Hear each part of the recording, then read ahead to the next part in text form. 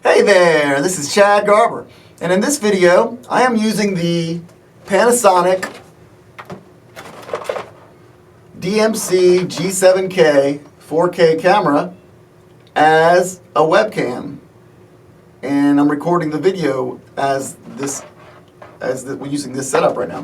And so I did another video where I tried this before and it worked okay, but this one I got a lot of comments on that video and questions, and so I decided to do another video about this. Now, this time what I did, just to back up a little bit, I used this camera a lot for my YouTube videos. I've been doing 4K videos, and as far as the settings, I got a question about the settings.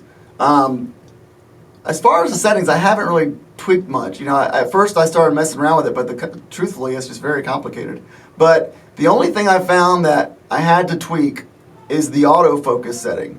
And the autofocus setting, there's different, selections you can make, like the eye face detection, and then there's the 49 area detection. But the one I use is the one area detection, and that just makes it where you can put a box, a pretty big box in the general vicinity of whatever you're trying to video. And so that's the setting I use for all these videos I've been uploading in 4K, and it works great. If I go too close, sometimes it'll unfocus and stuff, but I don't really do that. I just kind of stay in this little area. And so that's the only tweak as far as settings I made with the camera the whole time. Okay, so this time around, trying the whole webcam thing, this time I just like the way I had, I just plugged it in. I plugged the HDMI cable into the HDMI output of the camera, and then I plugged it directly into an HDMI or an HD TV. And that way I could bypass any kind of conflicts with the computer or any kind of issues with that and go straight to the TV and just to see if the camera is working in and of itself. All I had to do is plug it in. It immediately said something like video outputting to an external monitor or something like that, video outputting. And it'd give me a message about your quality is going to get lowered, it's going to be lessened because you're in 4K and your TV doesn't support it. And that's not the words it used, but that's my kind of translation of the whole thing. And so, this is a 1080, it's not a 4K right now. And I'm not sure if I had a 4K TV, if I had a 4K TV, if it would record, if it would use the webcam as a 4K. It might would. I don't see why it wouldn't. But I guess also it depends on your computer. You have to have a computer capable of not only showing the 4K, but recording in 4K. So there's a couple different, bottlenecks there, the TV and the computer. But, all right, so anyway, so I plugged it in, and it immediately, I didn't have to do anything. I didn't have to touch any settings. I didn't have to push a button. It immediately put it on the TV without me asking questions.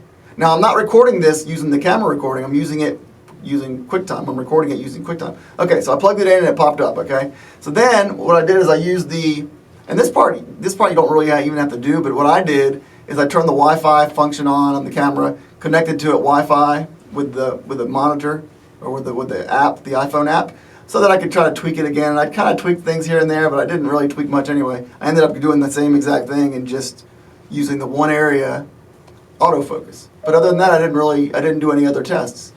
And so, sorry about the emails that are coming in. I should have turned that off. But anyway, so that's all the settings I did. All I changed was the autofocus, and I set that to one area, and that's it. All the other settings I've just left as the default settings of the camera.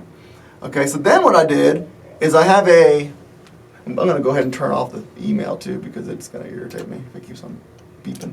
All right, so then what I did is I have this Blackmagic Ultra Studio mini recorder I got a long time ago, and it's only HD compatible. It's not 4K compatible, and so I just basically unplugged the HDMI cable out of the TV and I put it into this thing.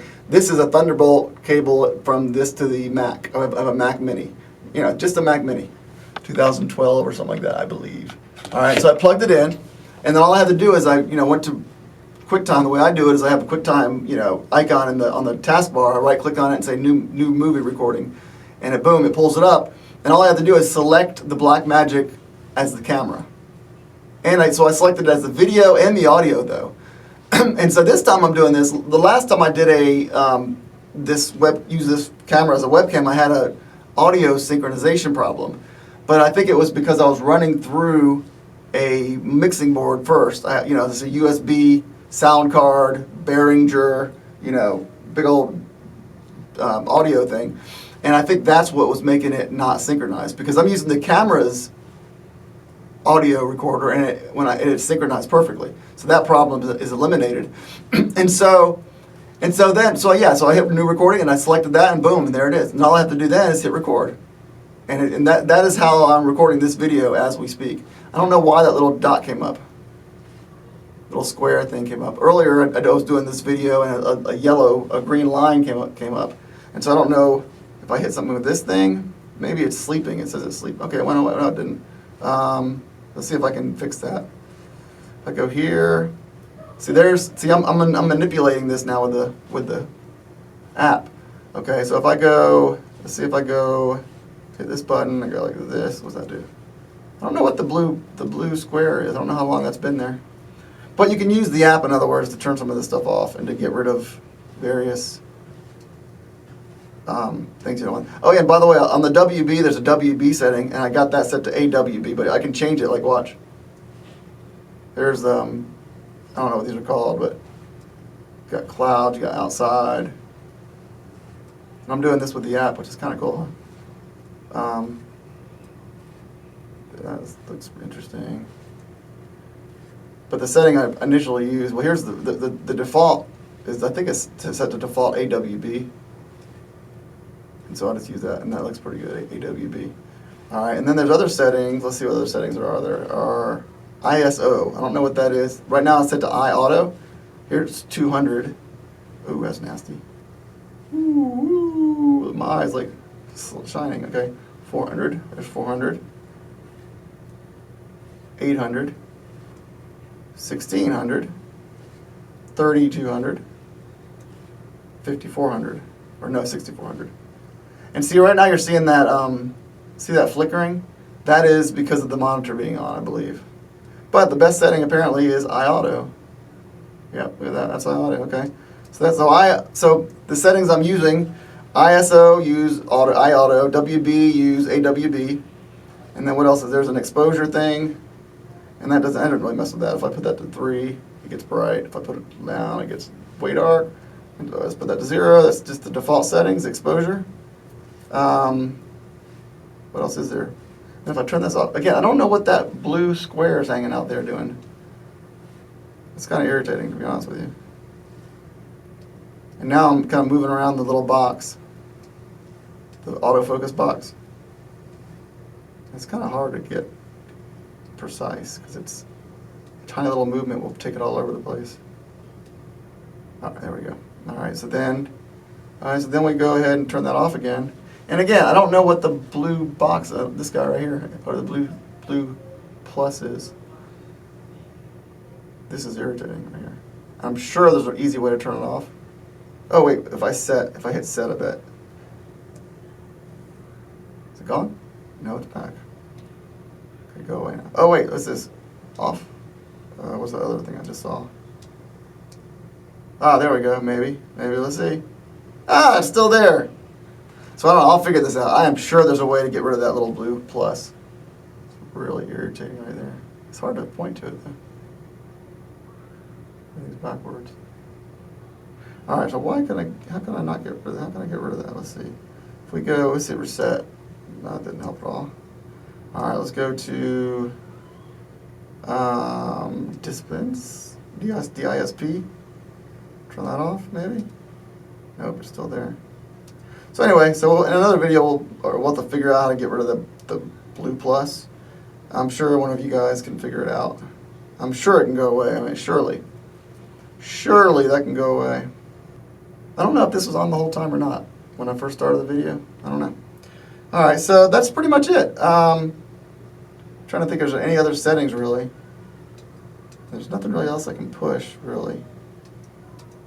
I can move that plus around. Maybe if I can move them over here. If I move them off the screen.